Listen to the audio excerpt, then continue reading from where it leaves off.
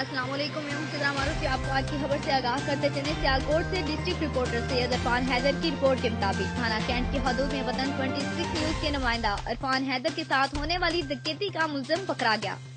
तफ्तीशी sub inspector Jahanzeb Khan का किरदार काबिले तहसीन रहा। 22 अक्टूबर 2018 को सियालकोट में सैयद इरफान हैदर अपनी अहलिया के हमरा मोटरसाइकिल पर शॉपिंग करके वापस अपने घर की जानिब आ रहे थे कि दो मोटरसाइकिल सवारों ने उनसे पर्स छीन लिया, जिसमें 15,000 रुपए और मोबाइल फोन था।